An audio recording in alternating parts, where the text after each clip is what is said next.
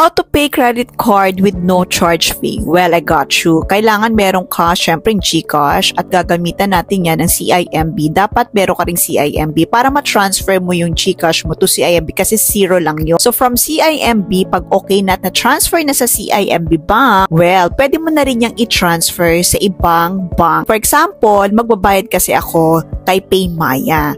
Ayoko magbayad kay GCash. Why? Kasi kay GCash may bayad yan 10 pesos kapag mag-pay ka ng credit card. So, kay PayMaya naman is zero fee kasi ang pabayaran kong credit card is RCBC credit card. So, syempre, kung ano ang amount due ng ating credit card, bayaran natin in full amount. So, ngayon, magbabayad nga tayo ng RCBC credit card natin. Ilagay lang natin yung mga details and i-confirm lang natin. So, voila, pay lang yan.